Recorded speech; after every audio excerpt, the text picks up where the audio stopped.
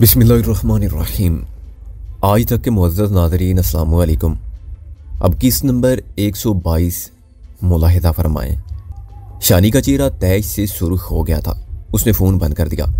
2-4 minute बाद दोबारा बैल हुई। इस मरतबा नंबर दूसरा था। शानी ने कॉल रिसीव की, लेकिन इस मरतबा भी रियाज की मनूस आवाज़ ही कानों में पड़ी। देखो, फ़ोन ना बंद करना, मैं तुमसे बहुत ज़रूरी बात करना चाहता हूँ। इसमें तुम्हारा ही फ़ायदा है। रियाज का लहजा कुछ बदला हुआ था और वो संजीदा महसूस हो रहा था। जो कहना है जल्दी कहो, शानी ने आंसू पूंछते हुए कहा। बीबी जान, दरअसल हाजी याद और कुछ दूसरे अफसर मुझसे नाराज हैं। वो कहते हैं कि मैंने जोराबाद में तुझे 3 मैतों वाली धमकी क्यों दी। 3 मैतों वाली? शानी के लहजे में हैरानी थी। वो इतनी जल्दी बोल गई ये छोटी चुदरानी। रियाज के लहजे में ज़हरनाक तंज था। मैं वही बात कर रहा हूँ, 3 जनाजों वाली। शानी का जिस्म सनसना गया। उसे याद आ गया कि डिप्टी रियाज ने किस तरह उसे अपनी सुर्ख अंगारा आंखें दिखाई थी और कहा था कि उसने पुलिस के साथ ताउन ना किया तो उसके अजीज़ों में से 3 के जनाजे अगले कुछ दिनों में ज़रूर उठाए जाएंगे। यह धमकी जब भी शानी के ज़हन में आती, इसकी रगों में खून सनसना जाता। उसके साथ ही इसे अंदाज़ा होता था कि फ़ी ज़माना पुलिस के कुछ अफसरान कितने बाइख्तियार और बेलगाम हो चुके हैं। वो अपनी जेबों में कत्ल करने का लाइसेंस लिए फिरते हैं। पुलिस मुकाबले के नाम पर किसी भी शख्स की जान लेना उनके लिए चंदा मुश्किल नहीं होता। और सोचने की बात यह भी है कि आज तक ऐसे पुलिस एहलकारों में से कितनों का संजीदगी से ट्रायल हुआ है और वो अपनी करार वाह की सजा तक पहुंचे हैं। तुम क्या कहना चाहते हो डिप्टी रियाज? शानी ने खुश्क लहजे में पूछा। मैं उस जनाजों वाली बात के लिए तुमसे माफ़ी मांगना चाहता हूँ। या तो तुम होश में नहीं हो या मेरे कान ठीक से सुन नहीं रहे। डिप्टी साहब, तुम्हारे दोनों अंदाजे गलत हैं। मैं वाकई शर्मिंदा हूँ। डिप्टी रियाज का लहजा सपाट था। उस लहजे के पीछे क्या छुपा है ये जानना कम अज़ कम शानी के लिए मुमकिन ना था। वो ज़रा तवक्कुफ़ से बोली। डिप्टी साहब, आप किस चक्कर में पड़ गए हैं? माफ़िया मांगना तो आवाम का काम है। आप तो पुलिस वाले हो और पुलिस वाले भी मामूली नहीं हो। देखो बीबी जान, तंज ना करो, मैं संजीता हूँ। मैं वाकई तुमसे माफ़ी मांगना चाहता हूँ। शानी खामोश रही। डिप्टी रियाज ने एक बार फिर इसरार से कहा तो वो रखाई से बोली, ठीक है, मैंने माफ़ किया। नहीं बीबी जान, ऐसे नहीं। मैं खुद आना चाहता हूँ, तुम्हें अपना शर्मिंदा मुंह दिखाना चाहता हूँ, हाथ जोड़ना चाहता हूँ तुम्हारे सामने। मेरे लिए ये करना मुश्किल है, लेकिन मेरे लिए नहीं है। तुम जहाँ कहोगी मैं आ जाऊँगा। बल्कि मैं इस काम में ज़्यादा देर भी नहीं करना चाहता। और बात यह है कि मेरे साथ मिलने से तुम्हारा बहुत ज़्यादा फ़ायदा भी होगा। कसम से खुश हो जाओगी तुम। शानी को झुरझुरी सी आ गई। रियाज का लहजा इसे हमेशा ही लर्जा देता था। इसे हाजी एजाज खान की बात याद आ गई। उन्होंने मोतम्बसी में भी शानी से बड़ी ताकीद के साथ ये बात कही थी कि रियाज हिटलर के साथ जो भी बातचीत हो उसे उन्हें आगाह किया जाए और अपने तौर पर कोई भी फैसला ना किया जाए। शानी को यह हरगिज़ मंजूर नहीं था कि हाजी एजाज या सब इंस्पेक्टर अख्तर के इल्म में लाए बगैर रियाज हिटलर से मुलाकात करे। इसने उधर तराशते हुए कहा, चौधरी बशीर मेरी तरफ आ रहे हैं, मैं अभी तुमसे बात नहीं कर सकती, सॉरी। उसके साथ ही उसने मोबाइल फ़ोन बंद कर दिया। इसके जिस्म में खफीफ सी कपकपी थी। पता नहीं क्यों इसे रियाज की बातों से किसी नए हंगामे की बू आ रही थी। अगले रोज़ दोपहर से ज़रा कबल शानी लाहौर से गुजरांवाला और वहाँ से जोहराबाद जाने के लिए तैयार हो गई। मुन्ने से जुदा होना उसके लिए हमेशा की तरह एक तकलीफ़देह तजर्बा था। रवानगी से पहले ग्रीस के साथ शानी की तवील गुफ्तगू हुई। इस गुफ्तगू का लुब्बे लुबाब ये था कि ग्रीस और उसका शोहर स्टीफन जल्दी शानी के पीछे आने वाले थे। उनका प्रोग्राम नारपुर पहुँचने का था। नारपुर की हवेली तो जल चुकी थी, लेकिन हवेली का जो बहुत सा असबाब बच गया था उसमें बड़े चौधरी मेहर जी का ज़ाती सामान भी मौजूद था। उस सामान में सब गंदल गोलियों वगैरह की शक्ल में मौजूद थी। ग्रीस और स्टीफन को तवक्को थी कि मेहर जी के ज़ाती सामान ज़ाती मुलाजमों से उन्हें नायाब पौधे के बारे में अहम मालूमात हासिल हो सकेंगी। शानी ने पूछा, ग्रीस, क्या आपके शोर इस दूर दराज देहाती बस्ती तक जाने के लिए तैयार हो जाएंगे? वो मुस्कुराई। मतलूबा पौधे की खोज के लिए तो उन्हें ज़मीन की सातों तह में भी जाना पड़े तो वो ज़रूर पहुँचेंगे। लेकिन सच पूछो तो मेरी दिलचस्पी अब इस पौधे से ज़्यादा तुम में हो गई है। मैं तुम्हारे आस पास रहना चाहती हूँ, तुम्हारे हालात पर नज़र रखना चाहती हूँ और तुम्हारे लिए वो सब कुछ करना चाहती हूँ जो मैंने दिल में सोच रखा है। वक्त रुखसत बशीर ने शानी से मज़ीद कुछ नहीं कहा था, लेकिन उसकी निगाहें एक नहायत करख्त शक्की मिजाज शोहर की निगाहें थी। ये निगाहें शानी को बाज़बाने खामोशी वार्निंग दे रही थी। एक बार फिर माफ़ कर रहा हूँ, लेकिन अगली बार नहीं करूँगा। शानी होटल में पहुँची। वहाँ से आरिफ को लिया और बदरिया बस गुजरांवाला रवाना हो गई। शानी के मना करने के बावजूद चौधरी ने 2 मुसल्ला गार्ड्स भी शानी के हमरा कर दिए। उन गार्ड्स को जोहराबाद तक शानी और आरिफ के साथ रहना था। गुजरांवाला तक का सफ़र खामोशी और खैरियत से तय हो गया। रास्ते में आरिफ ने ताज़ा अखबार शानी को दिखाया। उसमें वादी सून में पुलिस एक्शन के हवाले से खबर मौजूद थी। यह खबर भी डिप्टी रियाज की इतला की तस्दीक करती थी। खबर के मुताबिक रुस्तम मुबैना तौर पर वापस अपने साथियों के पास वड्डे डेरे पहुंच चुका था। नामानिगार ने लिखा था, रुस्तम की वापसी बड़े ड्रामाई अंदाज में हुई है। उसने नजरवाल के मुकाम पर बड़ी बेखौफी से एक पुलिस एहलकार जब्बार उर्फ जबरू को कत्ल किया। जबरू नामी ये एहलकार चंद रोज पहले रुस्तम के ये कमरे में जख्मी हो गया था। उसके चेहरे पर 10 बम के आहनी ज़रात लगे थे। उसका चेहरा बैंडेज में छुपा हुआ था। रुस्तम ने चालाकी का सबूत दिया और मकतूल जबरू का लिबास पहनकर उसकी बैंडेज में अपना चेहरा छुपा लिया और पुलिस कैंप से वड्डे डेरे पर जा पहुंचा। रुस्तम की शिनाख्त उसके छोड़े हुए फिंगरप्रिंट से हुई। इस हवाले से मज़ीद इतलात आ रही हैं। आरिफ ने कहा, शानी तुम्हें बताया था ना, रुस्तम वहां ज़रूर पहुंचेगा। मैंने उसकी आंखों में सब कुछ पढ़ लिया था। काश हम उसे रोक सकते। नहीं आरिफ, उसे नहीं रुकना था। अपने साथियों से किया हुआ वादा उसे वापस खींच रहा था। शानी की आंखों में नमी चमक रही थी। आरिफ ने अखबारी खबर की ज़ेली सतूर पर निगाह दौड़ाते हुए कहा, एक और गमनाक इतला है शानी बहन। क्या? शानी लर्ज गई। रुस्तम का साथी गोरा रास्ते में मारा गया है। हो खुदाया, ये क्या हो रहा है? शानी ने सर दोनों हाथ में थाम कर कहा। बस उतरने के बाद उन्होंने एक टैक्सी कार पकड़ी और सफ़र के अगले मरहले के लिए तैयार हो गए। आरिफ और शानी दोनों को भूख लगी हुई थी। ख़ास तौर से आरिफ ने तो नाश्ता भी नहीं किया था। वो खाना पार्सल कराने के लिए करीबी रेस्टोरेंट की तरफ चला गया। शानी टैक्सी कार ही में बैठी हुई थी। गार्ड्स बाहर जाकर खड़े हो गए। मोबाइल की बेल हुई। शानी ने कॉल रिसीव की और आवाज़ सुनकर कांप गई। वो रियाज हिटलर बोल रहा था। इस मरतबा उसने किसी दूसरे नंबर से कॉल की थी। गालबन उसे अंदेशा था कि शानी कॉल रिसीव नहीं करेगी। देखो, फ़ोन बंद ना करना वरना तुम्हें बुरी तरह पछताना पड़ेगा, रियाज ने कहा। क्या चाहते हो? कहा तो है, तुमसे माफ़ी चाहता हूँ 3 जनादों वाली बात के सिलसिले में। उसके लहजे से अयां था कि उसने शराब पी रखी है। मैंने माफ़ किया, मेरे खुदा ने माफ़ किया, अब तुम मुझे माफ़ करो, शानी ने चिल्ला कर कहा। दिल से कह रही हो या ऊपर से? दिल से, दिल की गहराई से। काश तुम सामने होती, मौला की कसम तुम्हारे पाँव को हाथ लगाता, तुम्हारे सामने कान पकड़ता, मुर्गा बन जाता और इकरार करता कि आइंदा कभी ऐसी हरकत नहीं करूँगा। अब भी तुम यही समझो बीबी जान कि मैं तुम्हारे सामने हाथ जोड़े खड़ा हूँ और कह रहा हूँ कि आइंदा कभी ऐसी बात नहीं करूँगा। क्या तुम मेरी बात पर यकीन कर रही हो? हाँ कर रही हूँ। रियाज का लहजा शानी को सरासीमा कर रहा था। मेरी आदत है कि मैं हमेशा पेश की माफ़ी मांग लिया करता हूँ, रियाज ने इतला दी। क्या मतलब? दूसरी तरफ चंद सेकंड खामोश रही। फिर ऐसी एक आवाज़ सुनाई दी जैसे बकरा ज़िबा किया जा रहा हो। कोई दर्दनाक आवाज़ में चीखा, मुझे बचा लो, खुदा के वास्ते मुझे बचा लो, मैं मर जाऊँगा। शानी के रोंगटे खड़े हो गए।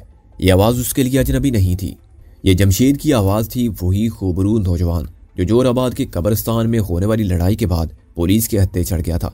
वो खालू एजाज का साला और खाला फिरोज़ा का भाई था। उसकी नौबियाता बीवी उसकी गिरफ्तारी के बाद से दिन रात तड़प रही थी।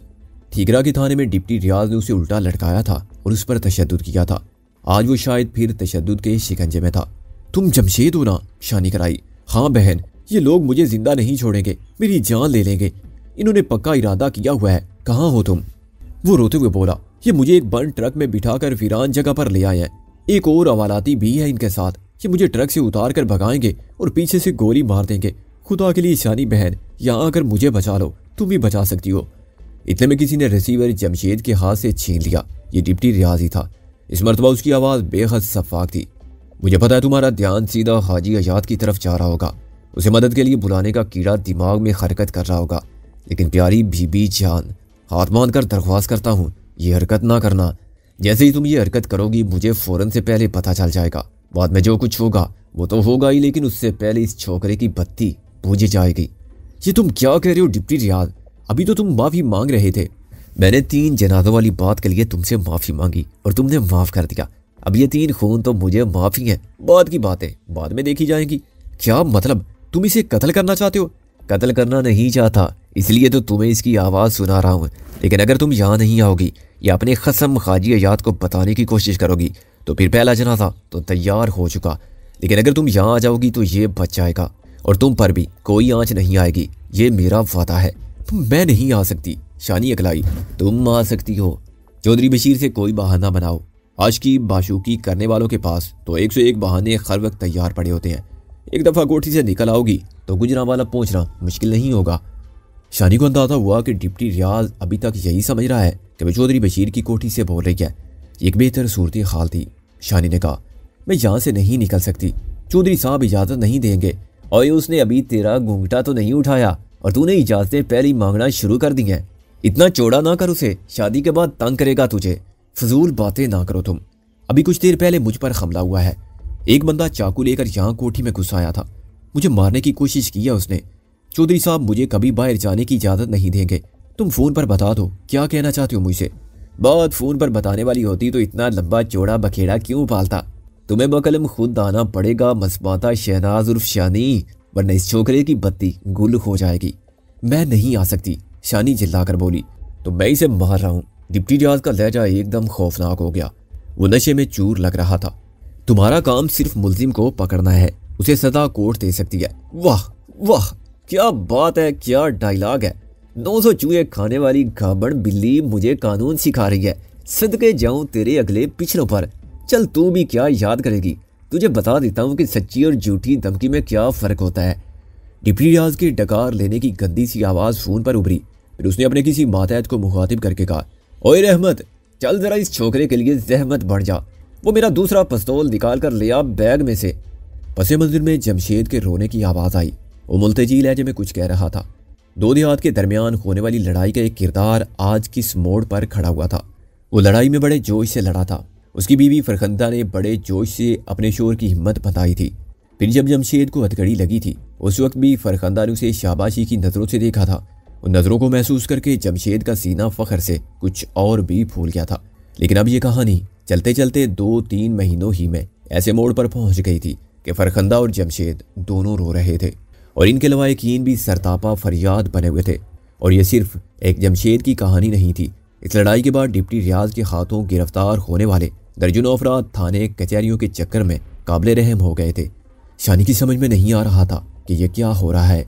ना ही वो ये जान पा रही थी कि उसे क्या करना चाहिए।